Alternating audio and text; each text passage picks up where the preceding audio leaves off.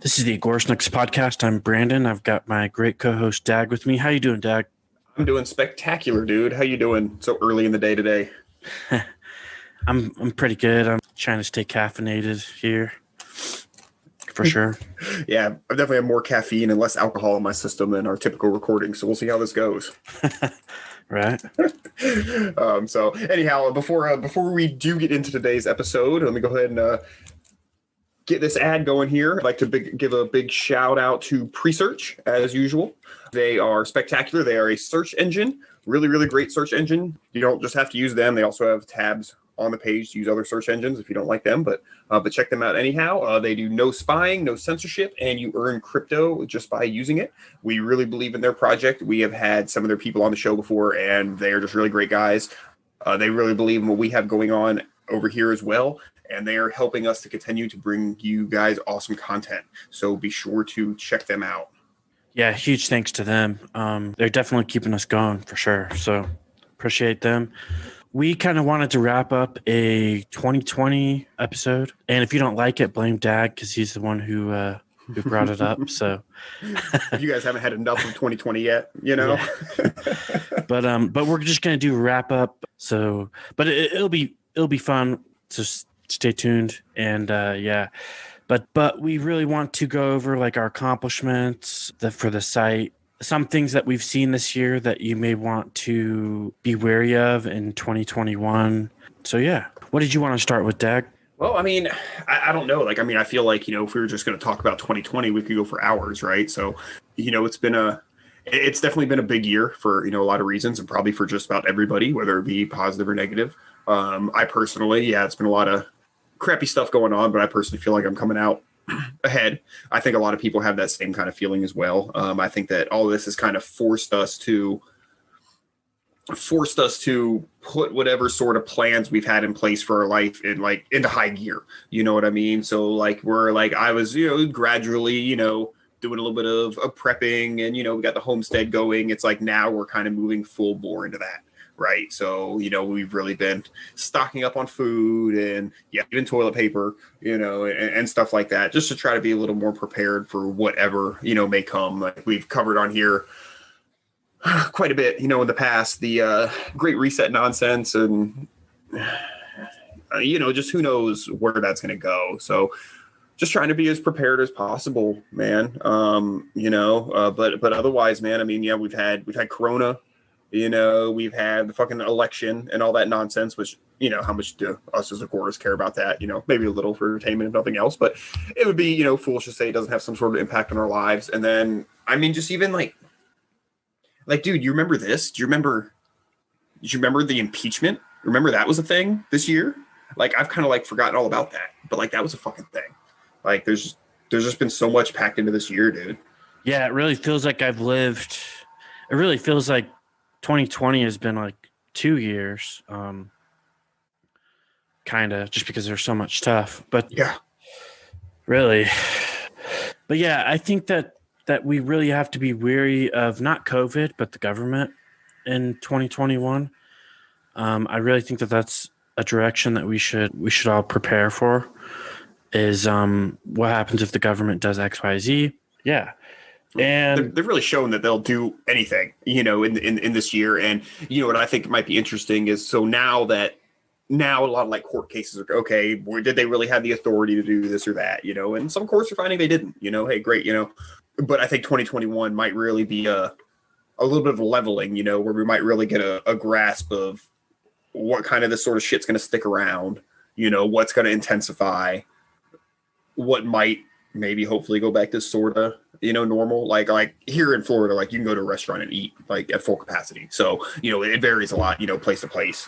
So, but yeah, I think 2021, we're really going to see a little bit of a leveling out of that kind of stuff, figure out what's going to stick, what isn't. I'm hoping it's relatively uneventful, but damn it, dude, I don't have a lot of faith in that, just if these last few months have been any indication, who knows?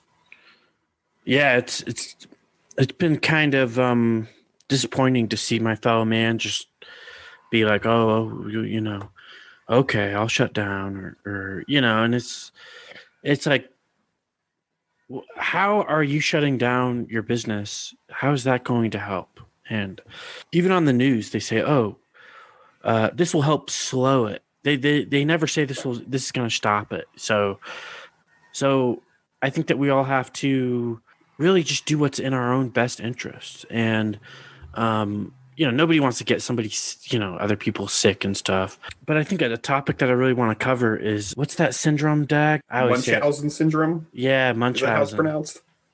Yeah, absolutely. It's a fun one. Treating people who are not sick as if they are, by forcing them to act sick.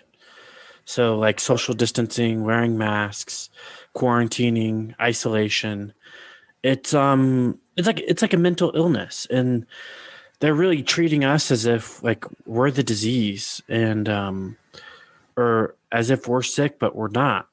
And if you are sick, by all means, don't try to go out and get other people sick. And I think studies have even proven that there's no asymptomatic spread. So I think there's a study recently where there was 10 million people who all got, they did 10 million people they did studies on. None of them can spread anything without having any symptoms at all. And I'll find that exact article here. Yeah, I think there's been a couple studies like that kind of disproving the asymptomatic spread thing. And if I remember correctly, like the whole, like where that came from was like, it wasn't even like a study. It was just like, it was almost like an anecdotal kind of story of this one guy in China, who supposedly spread it all over, these super spreaders. And like, it wasn't even a fucking study, in the first place. And I had someone last week tell me it's called asymptomatic spread. Learn the science, like, dude, like how about all these other studies that show it's not a thing? But I don't know. I've just really learned there's just no reasoning with these people. And it is actually funny that you brought up Munchausen, because this is kind of like a weird, like dynamic here. So like typically, like Munchausen is, people, they pretend to be sick, for, things like, attention or, whatever they're saying. Not really. It's a mental disorder, well, a lot of it could be for attention or whatever. But why would somebody do that for attention? It's almost like people have, like, okay, you're hanging out talking with people, like, is everyone standing around bragging about how awesome things are for them? Not typically. It's more of like a bitch circle, right? It's a bunch of people. Oh yeah, I got it. My job's so bad, this, that, the other. And then, oh, that's nothing. My job's so bad, it's this, that, the other. That's almost more like where conversations tend to go, right? At least in my experience or what I see. So it's almost like people, they get some sort of pride or meaning from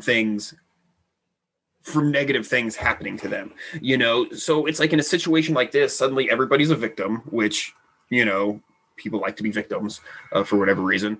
And then you also get to feel really, really noble, because I'm wearing this mask for you, I care so much about all these people, whereas these other fucking Trumpers just don't, so I'm doing this and I'm virtuous and whatnot. So I kind of feel like all that kind of ties in, and then the government or the media or whatever, the cathedral, whatever you want to call it, is really pushing this kind of thing too. They're really making people feel like, oh, you're weak and you're vulnerable, and, your safety is in the hands of these people who aren't obeying the mandates. If these people would just obey what the government's telling them, this virus would go away, and it's really bringing obedience, as like a virtue in all this. And I don't know, man, it's really weird. I feel like 2020 is going to be like, let's say like decades down the road, like a real big, like psychological experiment, or I don't know, man. It's just fucking weird. And I'm really, like you said, I'm really disappointed in a lot of my fellow Americans, for just buying into this so much, man. I really wanted to see more resistance against this. And maybe there is more. We're just not seeing it because the news isn't covering it. I don't know. But it's disturbing. Yeah, absolutely. And, there were other episodes that were kind of that where we went into a bunch of this stuff. You could look at Endgame. There's Endgame Part 2 and Endgame Part 3. We give you like all the, if you go on the Agorist Nexus site and look at the podcast, there's all the links there and everything underneath all the episodes. yeah, it's been extremely disappointing, but it is hard after all because everything's a red flag. It seems like I don't even like turning on the news because it's like the whole thing is just this big psychological operation. It's like Soviet style propaganda almost. Like everything is like almost everything's a lie when you turn it on. And I think it's going to be harder and harder to tell what is reality and what isn't in the future because we're not going to know which information is true and which information is false because most of it seems like it's false now. But that's just my opinion. After all, when it comes to government and media, I haven't been wrong a lot. So it's one of those things like when you step back from something for a little bit and you sort of see it differently. I was listening to Jack Spirko the other day and he was saying, he's like, don't watch the news, don't get on social media, for like a week, 2 weeks. And when you come back to it, you're going to be like, is this, I used to watch this, like it's going to look so much different, when you get out of it, and then you're just going to see the bullshit, so much more. And you just see the, it's like a formula, the way they put stuff together and the way they present things. And it's just, I just can't watch the news, dude. And it's just, if you do, it's like, okay. And you sort of, let me see what information might be true here. And you can sort of tell by how they present things, what's bullshit. What are they trying to play with your emotions?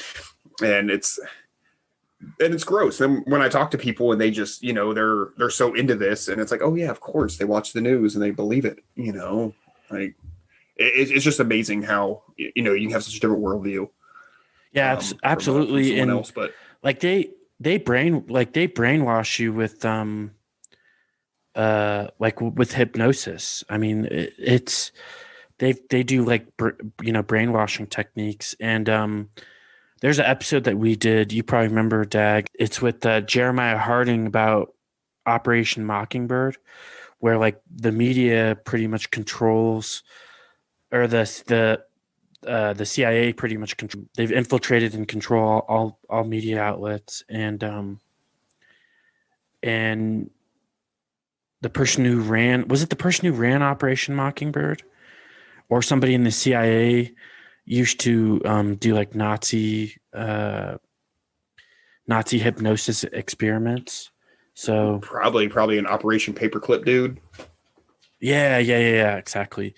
And they use those same techniques in Operation Mockingbird, or just the media in general, and to brainwash you. So like, I noticed like there was like a news show that I used to watch, and I would watch it a lot, and I'm like, even though I knew it was bullshit, I was just like, why am I even like entertaining that this is even true? And I just kind of felt like it was. I just had to turn it off because I felt like it was still trying to influence me, and it's just they use techniques, they use hypnosis, they use the flashing lights or certain hand gestures, and they, who knows what else they use. But TV is really just there to brainwash you. I think the only thing TV is good for is to play video games, in my opinion. But who knows? They might be even right. Yeah. They might be even doing, they all own all Hollywood, right? So every time there's something that we're watching in Hollywood, I'm like, oh, that's propaganda. That's propaganda. And it seems like the older I get, the more often I'm like, yeah, wow, this whole movie was just propaganda. Like the whole, or they'll put in something about climate change in there. And you're just like, God, That's what lost me on the Joker movie. Watching the Joker movie, it was all right. But then one of the people in one of the crowds of like protesting people had a sign that said resist. And I was just like, nope, that's it. Like, you lost me. You had to throw that in there, like you had to throw that in there. There's something I actually was going to ask. We didn't have time when Jeremiah was on here with that episode. Something that bugs me because like you were just saying, like even fictional stuff, it feels like it's propaganda, a lot of times. So I have to wonder about shows like I really like the X-Files. Okay. I know it's retarded, but I love it. But they talk about, Operation Paperclip and Operation Northwoods. And there's an episode where one of the characters, like, he was the guy who assassinated Kennedy. He was the guy who assassinated MLK. There's it's so like conspiracy-ish, and like almost like validating it. So I have to wonder, A, is that just entertainment for us, people who are into that? Or like B, like how do they allow that? Like the CIA, how do they allow a show like that to be on a network? Or then is it almost like, well, maybe it's supposed to be like a limited hangout kind of thing. Maybe it's supposed to be for weirdo conspiracy theorists like us to like throw us off or something, but shit like that always or like V for Vendetta, like that movie, like that exists, is always like how do they let that exist? I don't know. Am I overthinking it? What do you think? They call it, what do they call it? They like get you prepared. Now I'm not saying that those shows or movies do that, but I've seen the media do it a lot. They like get you prepared for stuff that what's the exact, I can't think of the exact fucking, let me see if I can find it. There's like an exact saying. They like get you prepared for. It's like, that's not. It's like they're prepping you almost. Is that limited hangout, or is limited hangout? That's when like something's a little bit exposed. So they put a little bit more of it out there to make you think that's it. Like, oh yeah, you caught us. Here's all the information. I think that's how you define limited hangout, right? I don't think that's the same thing you're talking about, but I know what you're talking about. But I don't remember what it's called. Anyhow, yes, if you can look that up, I'd be curious. But yeah, the other thing that really gets me on the regular news and propaganda is just when they start repeating phrases, and I think that's the big one for propaganda and like brainwashing, is when they just repeat phrases or quote unquote facts at you until it has to be true. And there is something about like people where it's like the first place you hear something is like what you think is like the true one. So like, let's say, oh, my uncle told me one time, this fact, whatever. Hey, buzzards don't have buttholes. Somebody told me that. So keep in mind. Anyhow, okay, cool. Yeah, buzzards don't have buttholes, I guess. And then like 5 years later, you start talking to someone. You're like, hey, did you know buzzards don't have buttholes? And they're like, yeah, they do. Here's the facts. And you're just gonna go, nuh-uh, because no, that's not true. And the only reason you think that is because someone told you that first. So it's almost like, people hear, you hear something on the news and it's just the truth to you, without any research, without anything. And then anybody else who comes by with opposing facts later on is going to have a much harder time, where you just believe that one person offhand for nothing, but because that's in your brain as a fact now, it's so much harder to get it out there and get it reversed. So I think that's one of the real challenges that we work with, let's be real. I mean, most of the people who watch regular news they're not reading books. They're not challenging their opinions. They're faced with cognitive dissonance, and it's very uncomfortable for them, and they turn away because people don't like to deal with that. But I think that's one thing that a lot of us, we learn to do, and makes us a little bit better at taking in new info. Yeah, absolutely.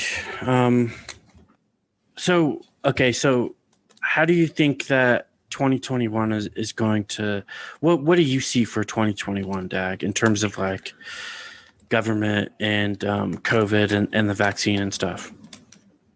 Well, typically I would say it's going to be a lot more mellow than my worst fears are, right? Somehow this whole ball of whatever this government and society is just keeps putzing along, and we get these big scares from time to time. Oh my God, this thing's going to, and then it never really ends up being. But man, after this year, dude, like if a year ago, I would have said, no, none of this, if you would have said this is what's going to happen, I would have said, you're full of shit. You know what I mean? So it's hard to say, man. It really is. I think that the first 100 days of Biden or Harris's presidency or whatever, which by the way, they're already conditioning that by, Joe breaking his foot, playing with his dog and shit. But anyhow, I think the first 100 days might be kind of interesting. They're talking about these different mandates where he's going to ask people to wear masks. I think that what's going to happen is whatever Joe supposedly does, COVID might start winding down. Okay. At least temporarily.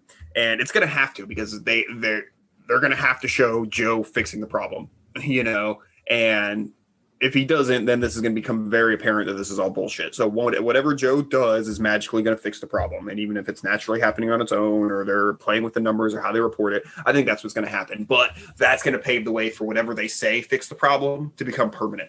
So if it's the masks or whatever, I think masks are going to be permanent. Like, I think they're here for, I don't know, forever or for a long time, you know. And there's a few things. Yeah, because it's the new quote unquote new normal, right?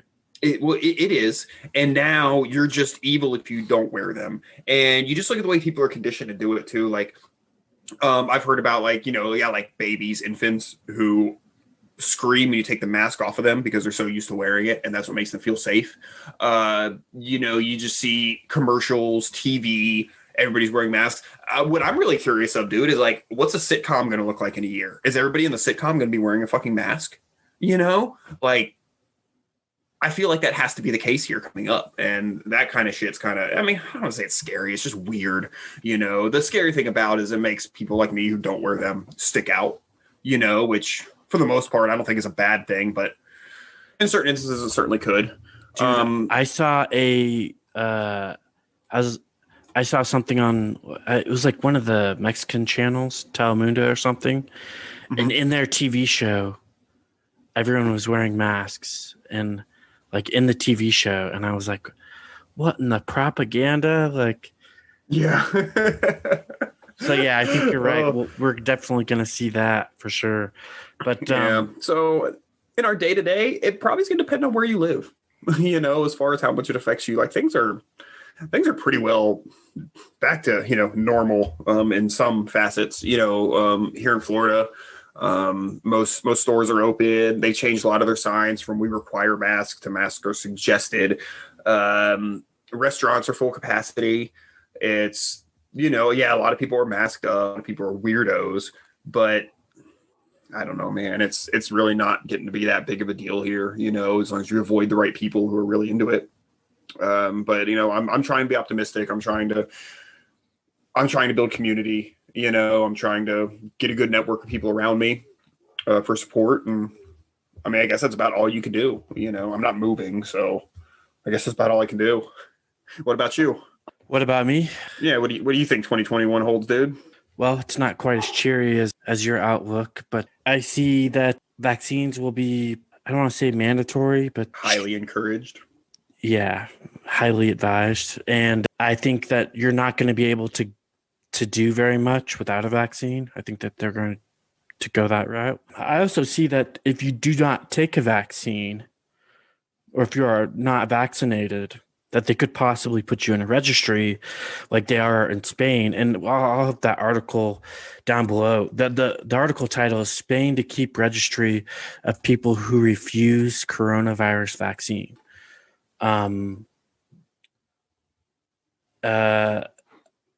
I don't know if we'll see hyperinflation, but in 2020, but I know that they're going to print a lot more money. There could be more, who knows? I mean, there could be more lockdowns. There might be more lockdowns, even with this vaccine.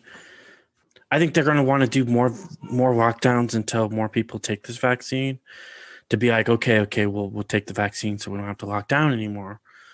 So I think more states are going to go that route. I think that's kind of what they're preparing for, because that's what we've seen from the media, is that cases are on the rise, more hospitalizations, blah, blah, blah.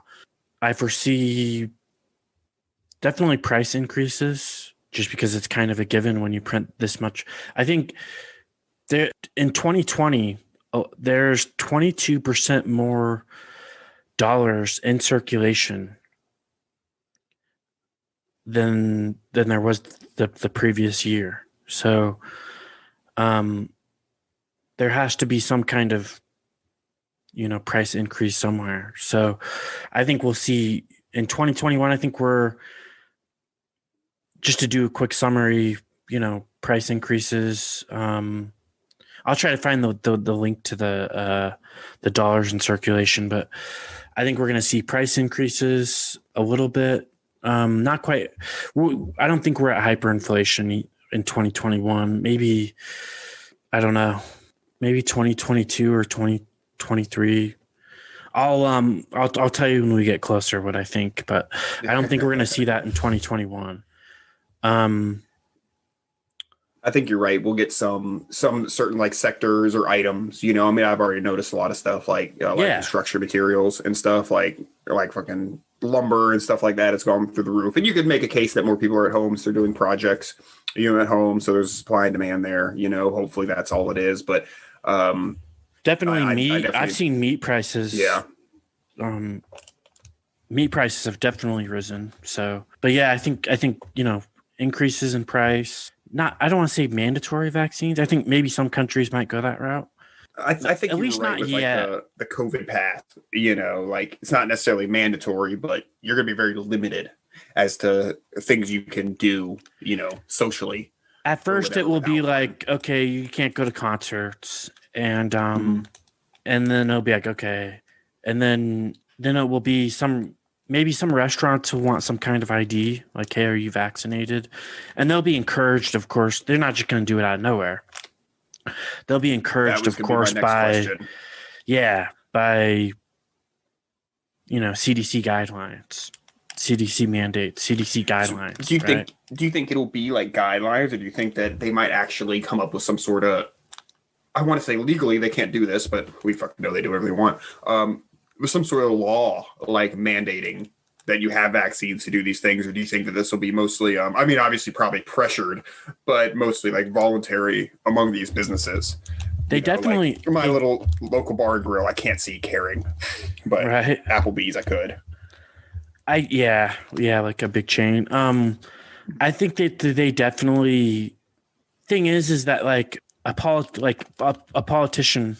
I forget which one. A politician was saying stuff like, well, with COVID, it's like with COVID, we do it like food safety, right? Like we don't want anybody getting hepatitis or whatever when they go to a restaurant. And, we have to look at COVID the same way. And I was like, holy shit. So I could see them making a regulation like for food safety. One more food safety regulation for me to break. Yeah.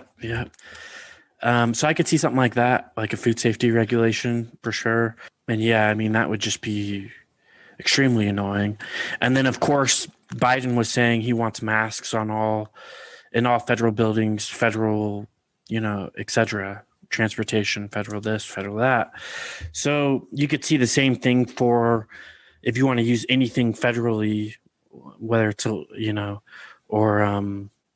government wise, state or federal or city or whatever, that you need a vaccine to use any of those things. But yeah, I think that a lot of things are going to be like that. Like, and eventually, I don't know if it's 2021, but you could see driver's licenses where you can't even get a driver's license unless you have a certificate, a COVID vaccine certificate. So I think they're going to roll it out slowly. They're going to start with concerts and stuff that nobody cares about, kind of prepping them and getting them used to the idea. And it's like, well, I don't even go to concerts anyway, so I don't care about that. And then slowly but surely it will be something else you don't care about, and something else you don't care about, and when something you can't go else. To your grocery store, then it's a problem. Yeah, and then eventually, they always do these things slow, right? Like gun bans, Mm-hmm. They just take away bump stocks, right? Or they just take away fully automatics or whatever. Well, I mean, fully automatics are legal. They just made it extremely hard to actually get one. They're only illegal for the poors. Yeah, exactly. Well, here's a great Agorist business then. So once all that happens, then some brave soul will go out there and get your vaccine or forge a good, vaccine certificate, and then you can have a delivery business for all us other people who don't want to get the vaccine. You can do our grocery shopping for us, and you can, do all that shit. And if they don't let me drive anymore, we can have, a vaccineless Uber service or something. You can tote all the people around who aren't allowed to drive.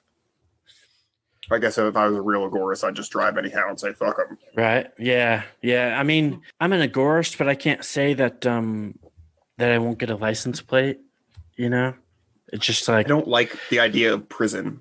Right. So Yeah, I don't like the idea of prison if I'm just trying to like, I don't like the idea. Yeah, it's just get arrested while I'm taking my kids to soccer practice or something, right? So right. It's a little traumatic, but hey, a great way to make if your kids weren't already anti-government, a great way to make them sell.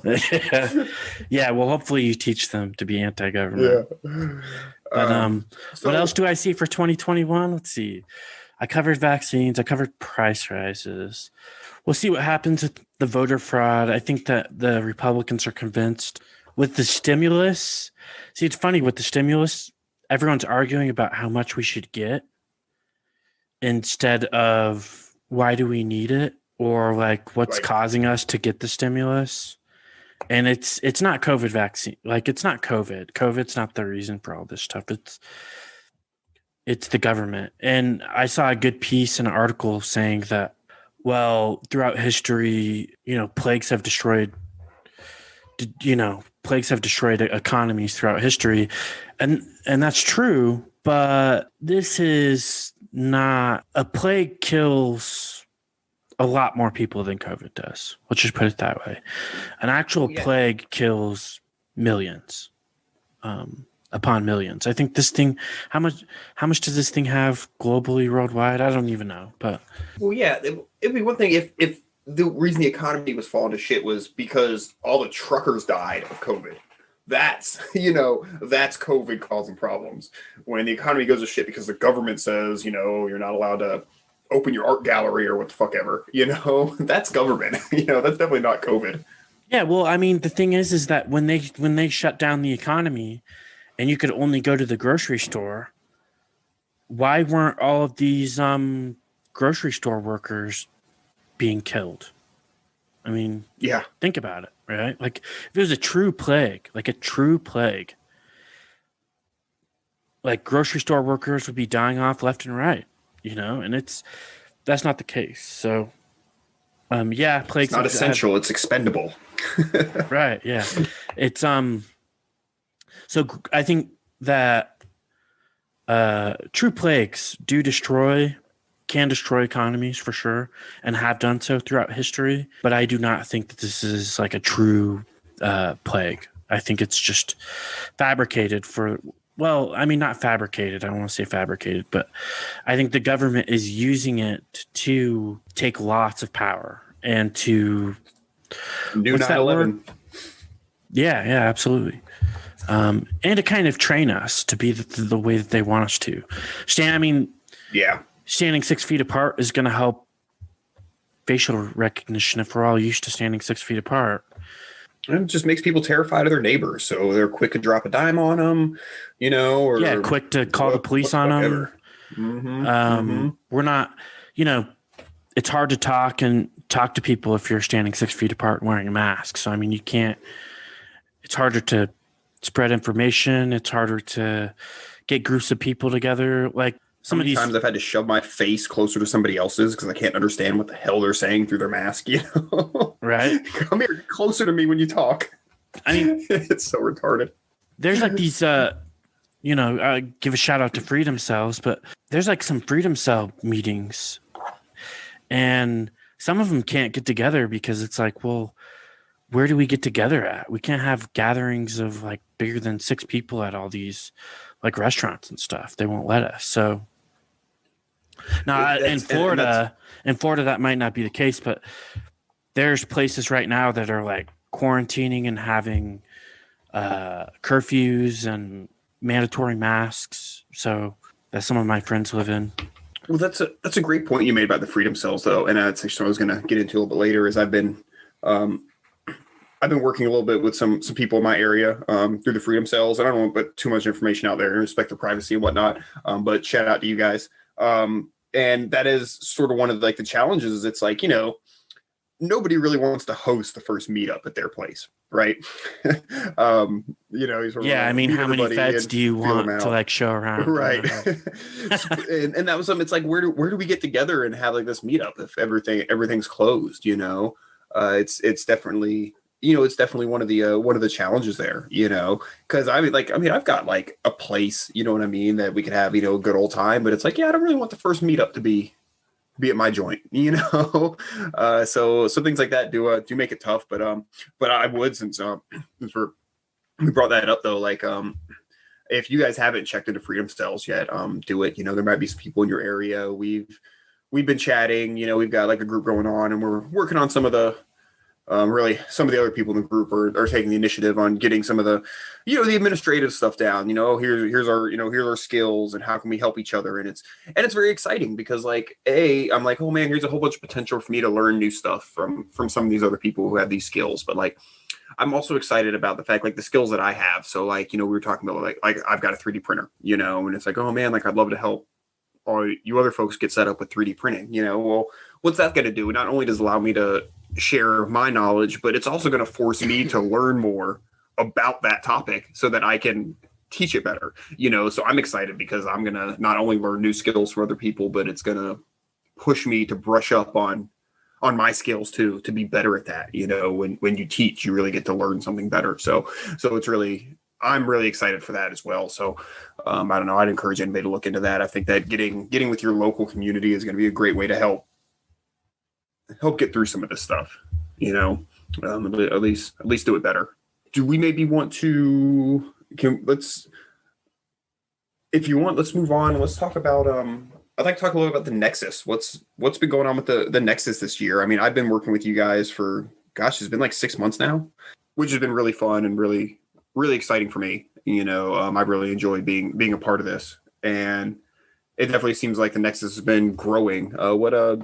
What's the 2020 report there, man? So yeah.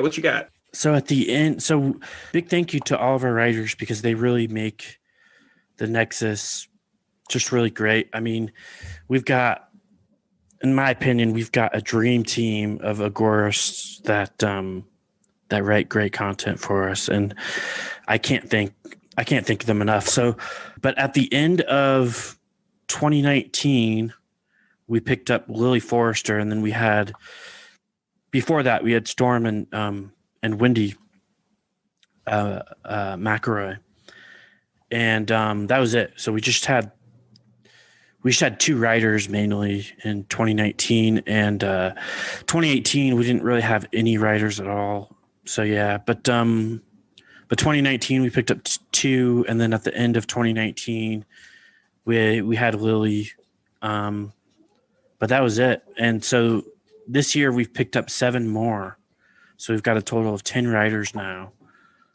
which is unbelievable, and a lot more listings. We've almost got 50 listings on our site, and we did get now there has been some negatives, like we got terminated off of Facebook, which is catastrophic. Yeah, it sucks, because I was the libertarianism. I was one of the libertarianism admins, and that page had like 60,000 followers, and I would always post like a Nexus article there.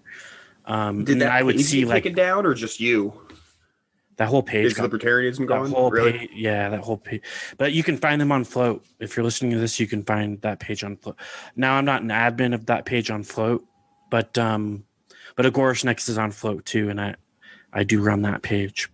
And then I ran in a page called Ancapistan, which had 25,000 followers, and then that page got taken down.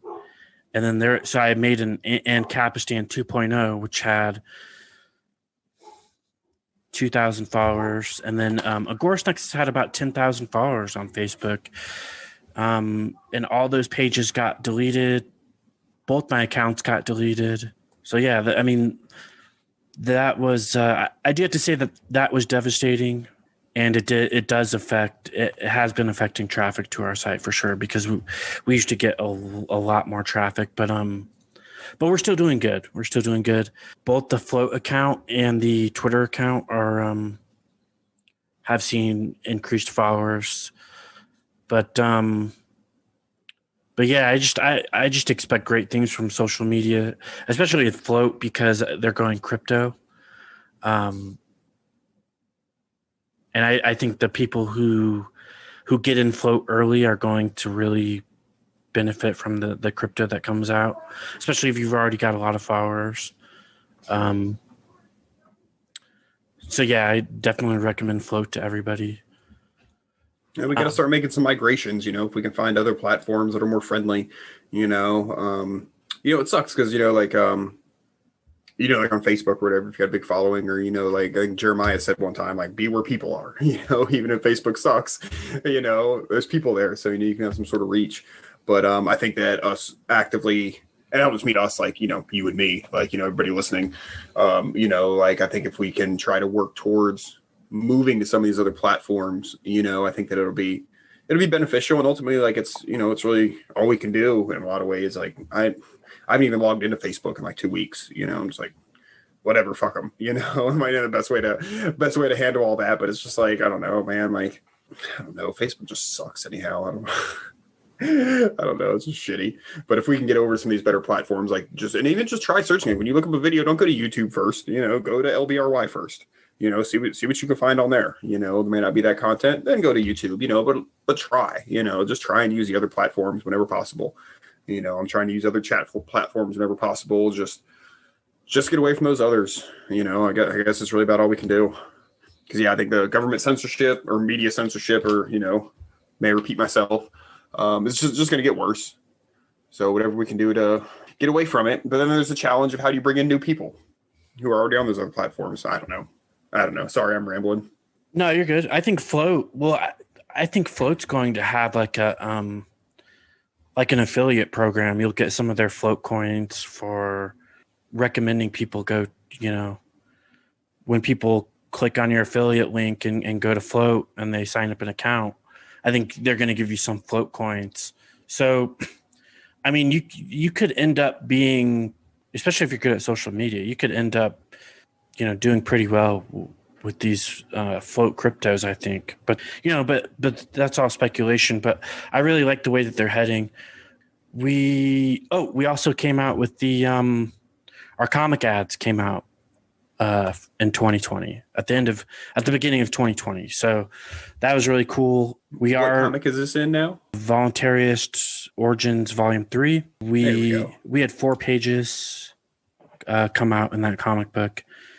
And yeah, it's one of my favorite comics because you don't, especially with like all media and all superheroes in general seem to be like super statist. I think the only, like, Black Panther's like probably the biggest statist ever, because whoever fights and kills the other one wins the throne, right? Like that's how you become a king. Like, so, but then you got Captain America, super statist. That would have been my assumption, was Captain America is the most statist.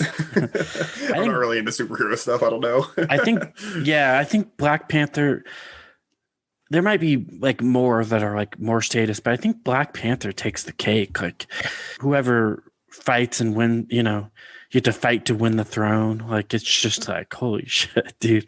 Was V for Vendetta a comic book? When I remember watching the movie one time and it said like DC at the end of it. And I was like, oh, that's surprising because, V for Vendetta seems anti-government. Yeah, it does. But I don't know. I'm not very into comic books, but I saw that and was like, oh, wow, that's surprising. Right. Do you know when they're releasing the new one? I don't know the exact date they're releasing it. Let me see. I think they want to release it in April or May. But we are, and their funding campaign is finished, so you can't get any perks. But if you need comic book ads, we do have some available at Agorist Nexus. If you want to know more about that, you can get with me on agoristnexus@protonmail.com. We can hook you up with some ads there. We've got like 1/8 of a page available. We've got 1/4 of a page. We've got a bunch of those available. We've got a bunch of 1/8s. We've got 3/4 of a page available. If you do want to just outright get an exclusive page for yourself, we've got those available, but not very many. And yeah, I mean, last year's looked great, but this year it's going to be even more. It's going to be, our ads are going to be even more impressive. So yeah. So if you guys if anybody does have an Agorist business that they want, or even if you just provide a service and you believe in agorism, and you want to get your business out there, this comic book, this is a good way this is a great way to do it, because this comic book last year, I don't know the exact numbers for this year. I think like 70 or 80 people funded it this year. Don't quote me on the exact number, but the year before, Origins 3, like 120 people backed it.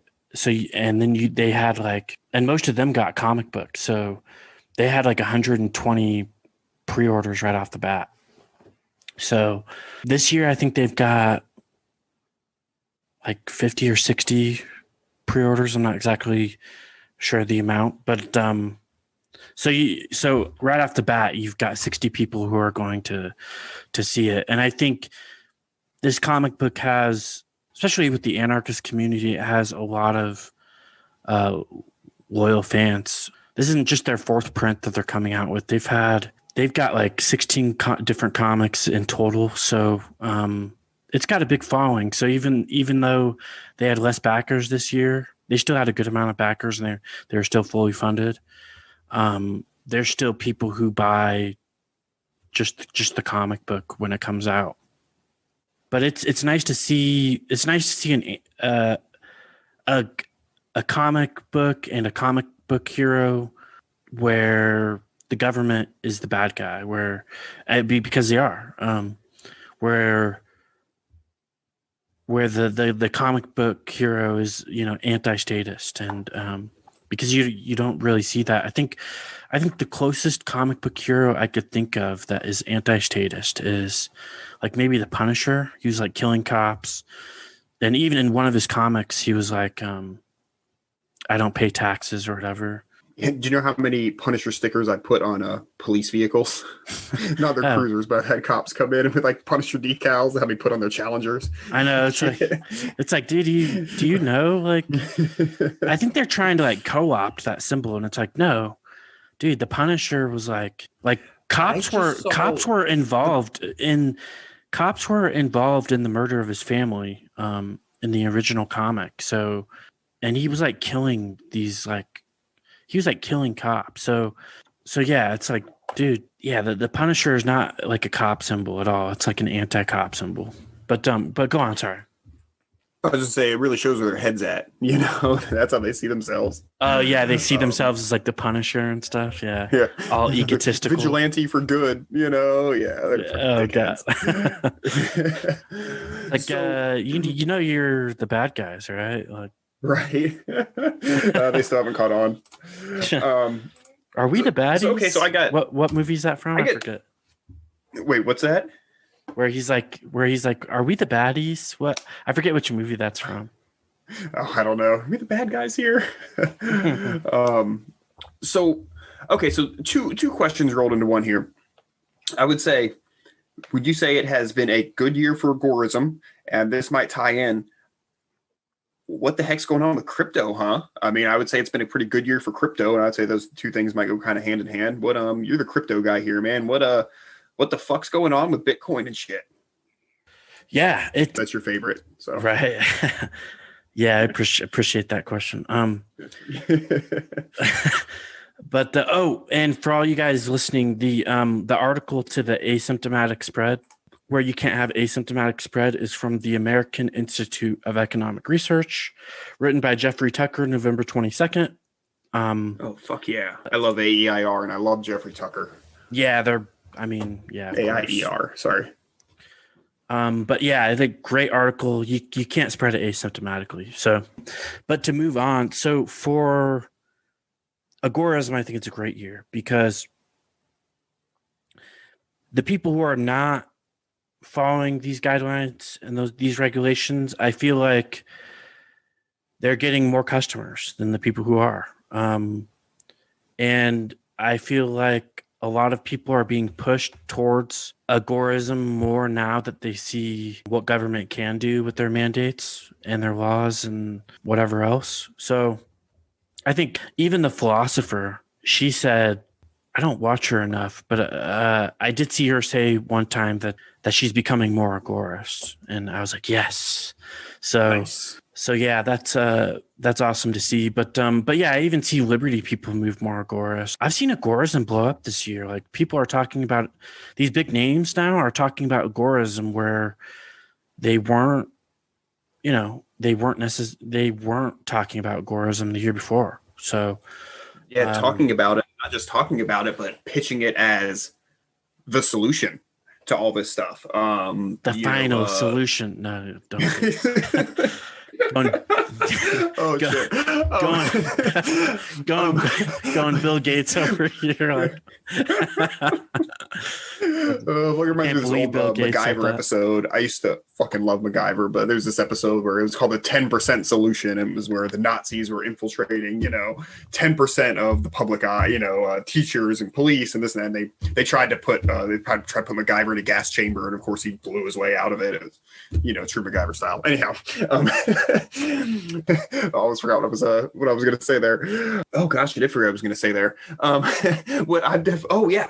Big people talking about it. Pete's been talking a lot about it. Pete Quinones. I've even heard Konkin's teachings and stuff are going to be a lot of the way out, or at least the way to avoid a lot of these new restrictions and government tyranny and stuff. It's just don't obey, But I've been seeing a lot of mainstream in our circles anyhow. People talking about it in a positive way and saying that's the solution for this. So that's really exciting. And it is something to where, because I was an anarcho-capitalist, for years. And it's like, I don't know, maybe it's hard for me to put into words where that line is where you stop being an ANCAP and start being an Agorist. I mean, there's a lot of similarities, but so I feel like there's like a realization that comes with it, that it's like, this is what we have to do. So the difference between, like, in my opinion, well, actually, in Konkin's opinion too, agorism is just a successor to libertarianism. So agorists are, and I think even Rothbard agreed with Konkin's statement on this. They actually did get along and they were friends, but then they got divided. And Wendy McElroy goes into, that's such a great article too. If you guys want to see that. That's on Agorist Nexus. Wendy McElroy writes it. It's called the Konkin-Rothbard Divide. But never stop plugging, right? But hell yeah. But anyways, so in my eyes, Agorists are just advanced libertarians who love free markets, which is like, I hate to say it, but I'm going to say it. It's pretty much like, capitalism. Free market to me is the same as capitalism. I mean, if you look at the definition of capitalism, words have meaning, right? And they mean stuff. And, there's definitions out there that you can see, and you don't use it as a noun, really. You use it as like an adjective. So practicing or supporting or based on principles of capitalism. Oh, that's the wrong. I put capitalist and not capitalism. Let me see. Okay. The definition of capitalism is an economic and political system in which countries' trade industry are controlled by private owners for profit rather than the state. So, of course, if you're a free market, if you're free market, right, you've got to basically make sure that your business is self-sustaining. So your business has to make money or has to profit to stay in existence. So, and it's owned by you, so it's privately owned.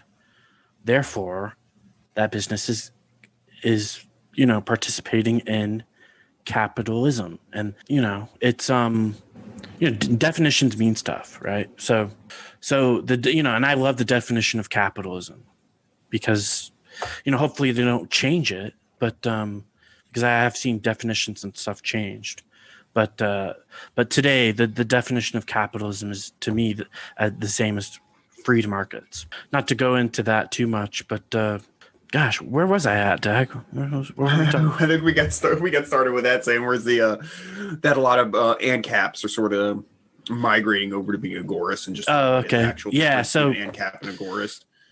So yeah, basically, Agorists are just advanced libertarians. I can buy that. I think you're kind of like I don't like. I feel like libertarians and anarcho-capitalists are the same. and I hate to be that guy that says real libertarians, but libertarians, you're going against, if you're a statist libertarian, quote unquote libertarian, you're going Capital against you're going, well, or lowercase l, it doesn't matter. You're going against you're going against your own beliefs. It's contrary to those beliefs. You can't really have a statist libertarian because, and this is all my opinion, like if you guys disagree, that's fine.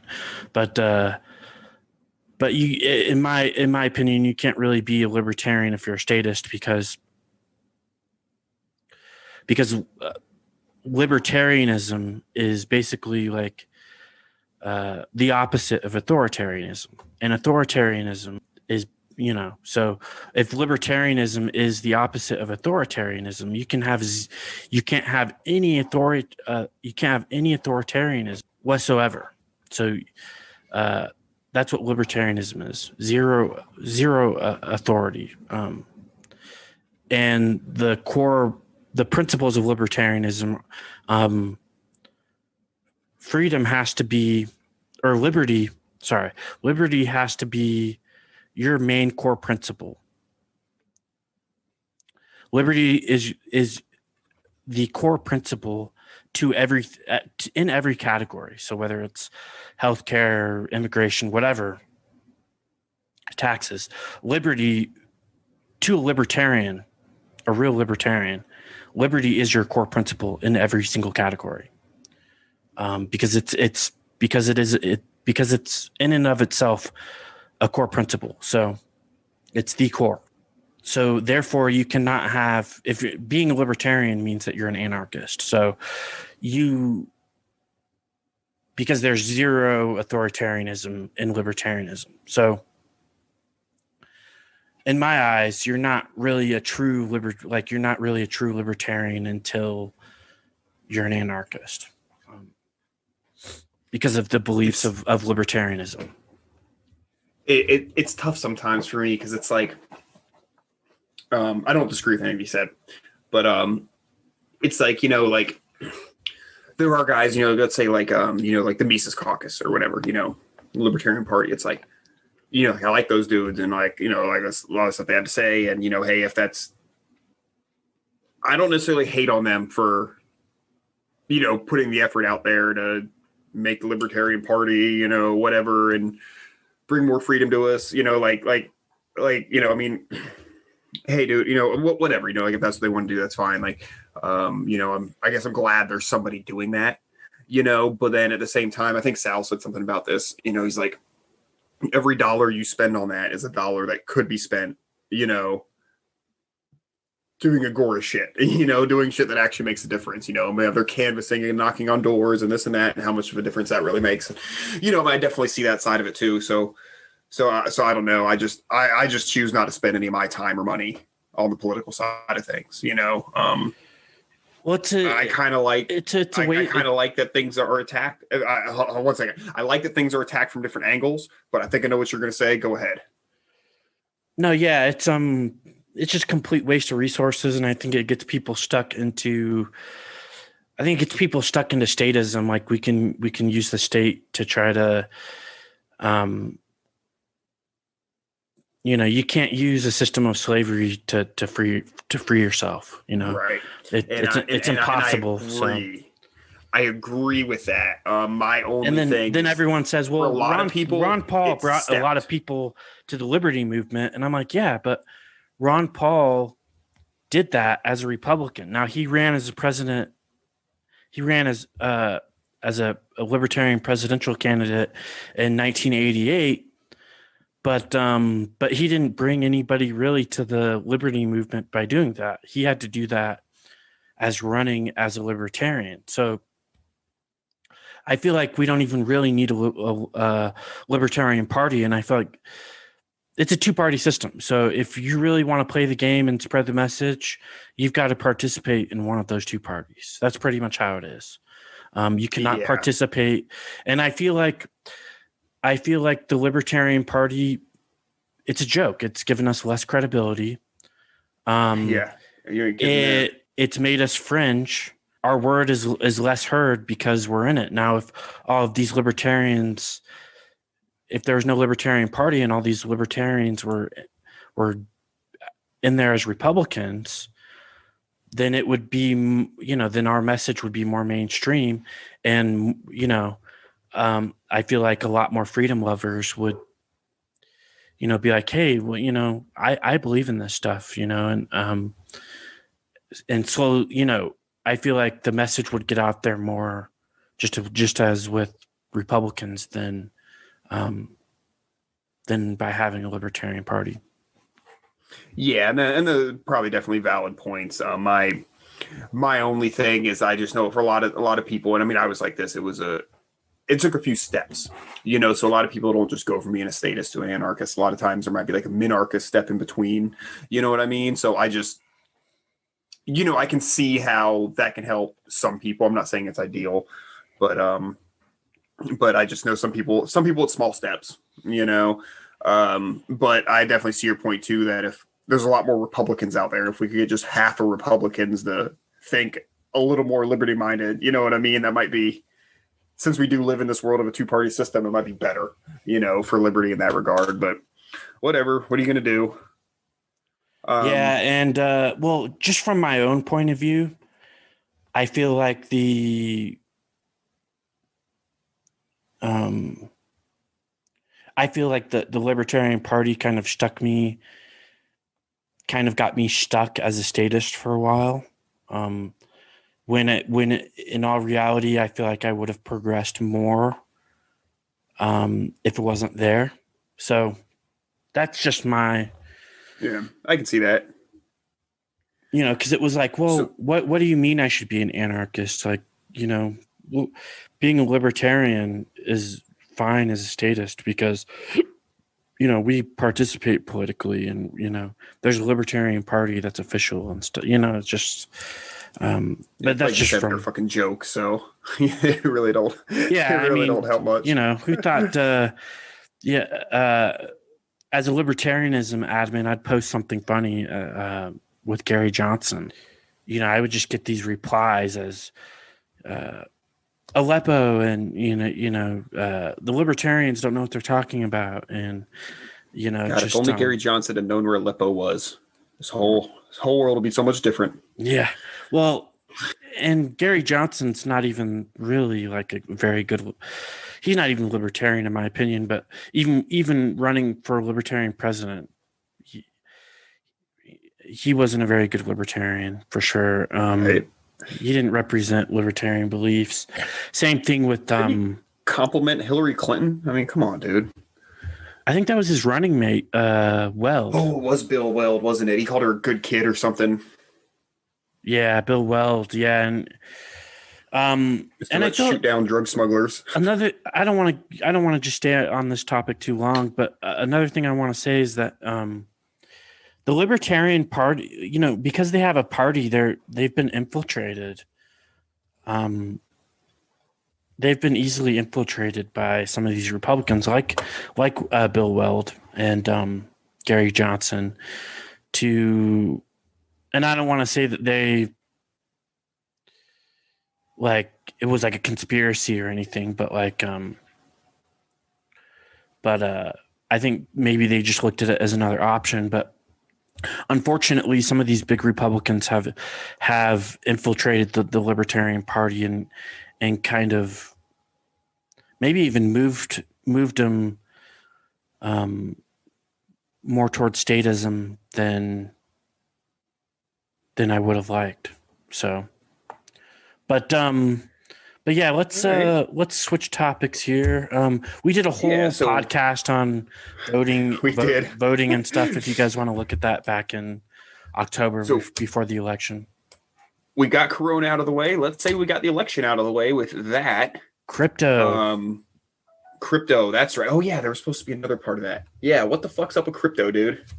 Okay, so I kind of see a headline that I'm seeing here, which is it's news to me. Russell Okung gets paid He's a football player. He's an offensive lineman. I forget which exact. I think he could play. He might play a couple of different spots. I forget which position he plays exactly. But he's an offensive lineman. He's the first NFL player to get paid in Bitcoin, which is awesome. So, shout out to him. He's been on Twitter. He's been posting a lot of Bitcoin stuff. I don't follow him with Agorist Nexus, but I think there's another Twitter account that I follow him with, maybe. But yeah, he says a lot of stuff about Bitcoin. I wish he'd talk more about like Bitcoin Cash. But so I see, and don't take any of this as financial advice, but with crypto, I see the same patterns now that I saw back in 2016. And so at the end of 2016 and the beginning of 2017, we saw Bitcoin at around an all-time high like we do now. I think at the beginning of 2017, it was still high in December. It was like around $800 or $900, but I think in January it was it went higher than gold, so it was like higher than 1,200, and so it's at an all-time high. You had the halving right before that, so you had the Bitcoin halving in 2016, and we saw Bitcoin halving in 2019. So kind of same scenario there too. Then what else? The big in a lot of altcoins. The big jump in price. A lot of people were just getting their tax returns back and just dumping them into crypto. And I think this tax season we're going to see the same thing. But there's also a stimulus to account for. So I think we're going to see huge price gains there too, with not only the stimulus and people dumping their tax returns into crypto. But that was the case in 2017. People were getting their tax returns back and they were dumping them into crypto. So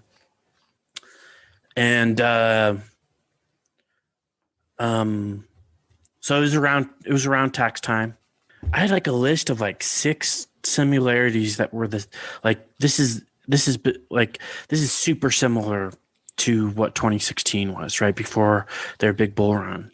Well, I feel like there's kind of a pattern that like happens with this, and just so y'all know, I'm very fucking new to crypto. I've sort of been following it for a few years, but anyhow, it almost seems like with this, it's like, it gets a little popularity for somewhere, so a lot of people buy it, so the price goes up, so people get excited, more people buy it, right, and then the price goes up, and then the frenzy kind of peters out. It goes back, it restabilizes, but higher than it had before, so it gets these big like jumps, almost looks like a bubble, and almost acts like it with how the value goes back down, but it still stays higher. Does that seem accurate? It's almost like people get all hyped up about it and buy a bunch of it and drive the price up. Yeah, absolutely. I mean, the thing is that when Bitcoin, when it breaks its all-time high, it's in the news everywhere. And then when it's in the news everywhere, people are like, what's this Bitcoin thing? And they're like, holy shit, I need to invest in it. And then the price goes even higher. And then when the Bitcoin price goes even higher, a lot of people in Bitcoin will say, hey, like, Bitcoin's pretty overvalued, but you've got all these other altcoins that are super cheap. Let me put some of my money into some of these other altcoins. And you guys know that I'm not really a huge Bitcoin fan. Lightning Network's shoddy, kind of sucks actually. Just the economics alone, like if you want to do something on chain, what's the fee? It's like $11 or something right now. It was. Yeah, I think we looked it up BTC a week or so ago, and it was high. When it's like, and also Bitcoin has the high number. So right? it's like $7 right now is the average.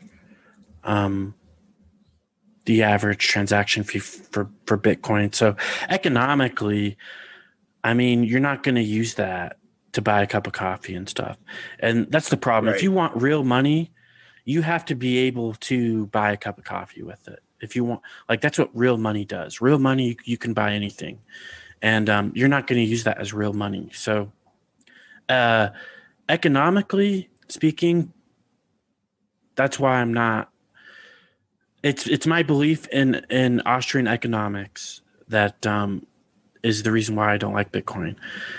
Now, I love crypto. Don't get me wrong. I love crypto, but I like Bitcoin Cash. I know I'm one of those guys. Ethereum, Monero, take your pick. There's just coins that I really like. So, but yeah, what were you saying, Dag? Well, I was just say one of the, Bitcoin gets a lot of attention because like the high number, it hit like 27,000 or something, right? But like, what is that really? That's like it tripling over where it was, a couple months ago. But like, how many of these like altcoins? Like, I mean, I've got a couple of them. I've got one that I bought a little bit of, and it's sextupled in price. In the last few months. Pirate Chain is another one that's like more than quadrupled in price over the last couple months. So it's like Bitcoin gets a lot of attention, but even from like an investment standpoint, like there's other coins that you could have made a lot more with. I mean, even a Bitcoin Cash has fluctuated. It's gone up almost 100% at one point from when I first started messing with it a few months ago.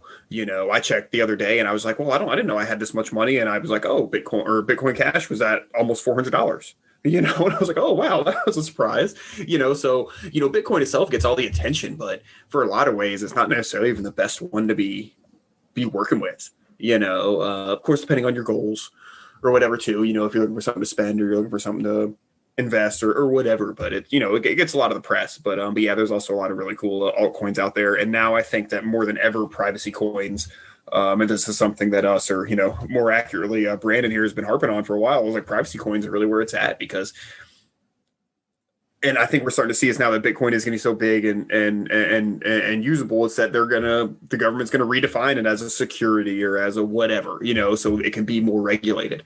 And we're looking at what XRP just had, Ripple just had their whole thing where they're getting shut down or investigated or sued or arrested or whatever the hell's going on with them, so it's just like, man, like I think it's very apparent that getting into some sort of privacy coin is probably a good way to go. And we've interviewed several people about privacy coins on here in the past, two guys. And if you want any info, feel free to hit us up on the Keybase or anything. We're more than happy to help you out any way we can. Of course, not financial advisors once again, but if you got any questions, man, just holler. Yeah, absolutely. And I actually talk about the properties of money if you guys want to see that.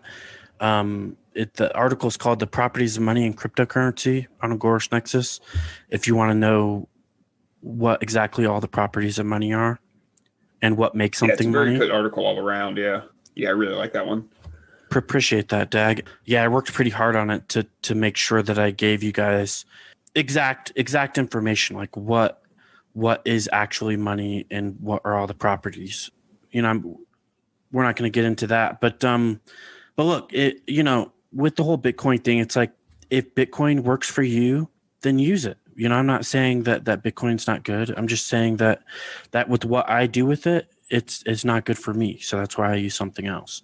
If Bitcoin's good for you, use it, and I'm not going to hate on you for doing that. I think that anything that you're using outside of the banking system is a good thing. So, but yeah, Dag's absolutely right. There's like, do you see Bitcoin Cash, Dag? Do you see, from an investment standpoint, it's like, what do you see doubling or tripling first? Like, Dag, do you see Bitcoin going to, what's Bitcoin at right now? It was all the way up to 28,000. So yeah, it's up there. It's somewhere in the mid 20s, I think.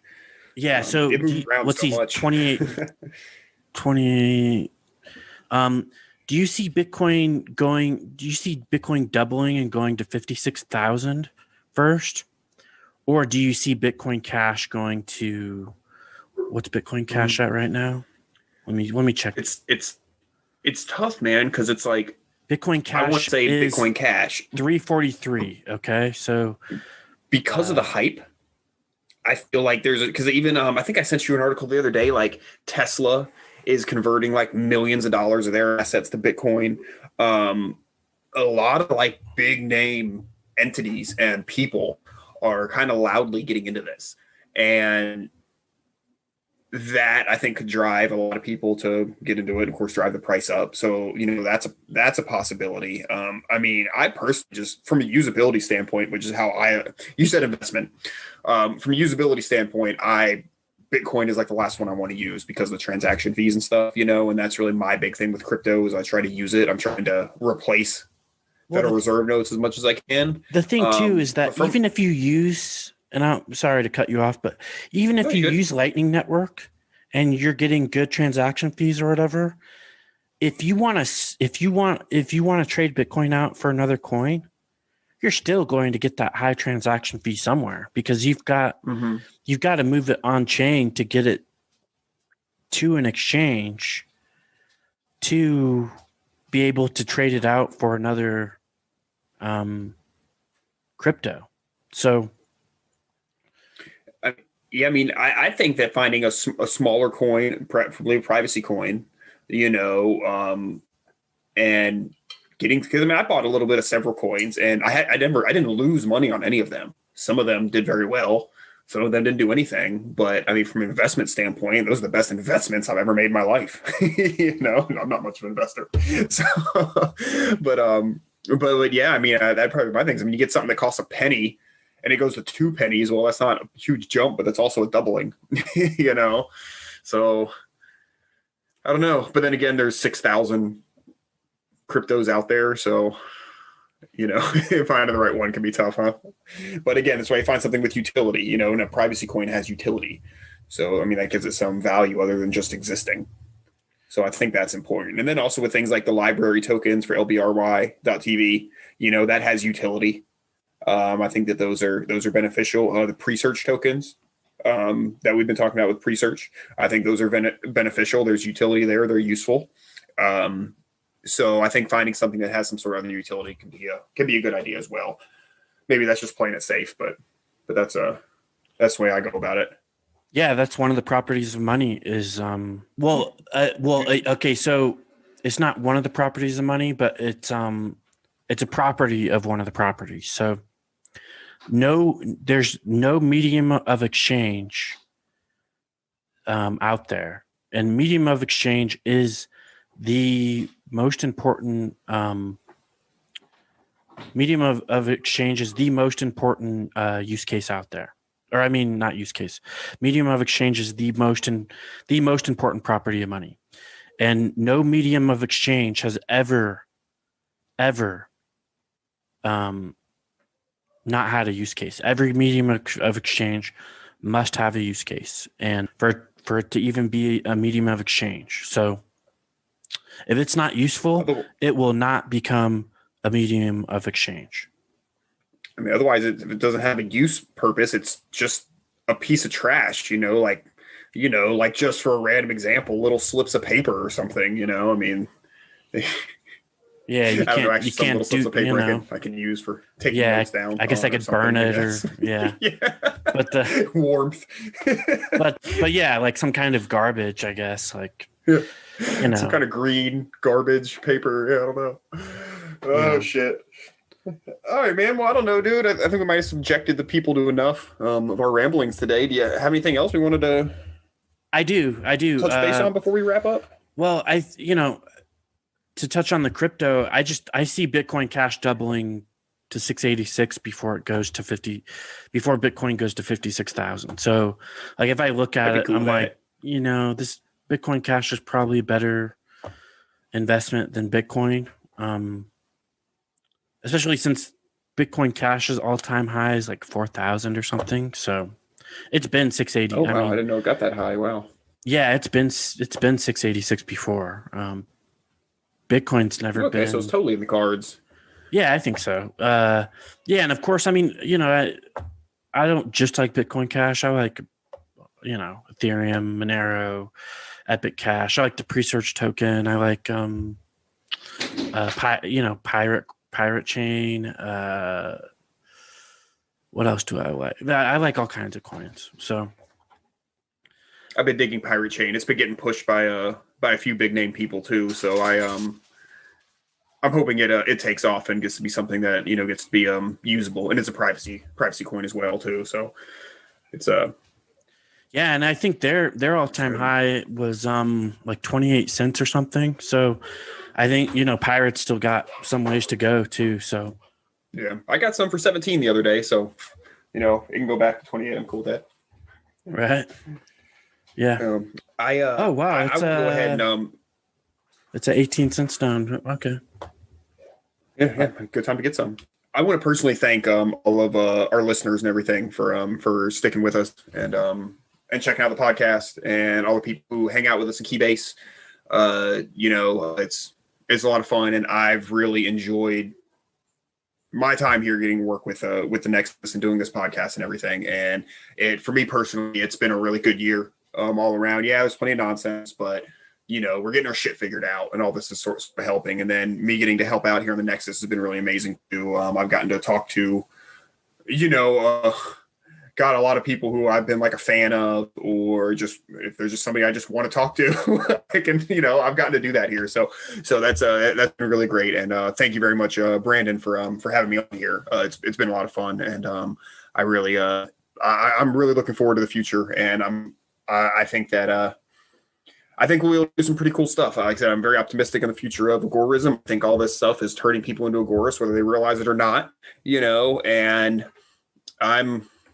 I'm trying to be optimistic about all this stuff and about 2021. It's going to be rough. I mean, I'm not going to deny that, but I think as far as if there's going to be a time to be able to have an actual push for freedom, I think that an event like this is one to make it happen.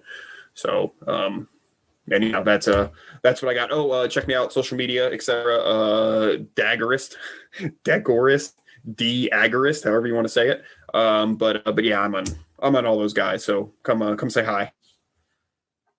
Yeah, absolutely. Dag's a good follow. I follow him on like you and like 3 other people, man. Yeah. Right. Definitely an undervalued follow, but oh jeez.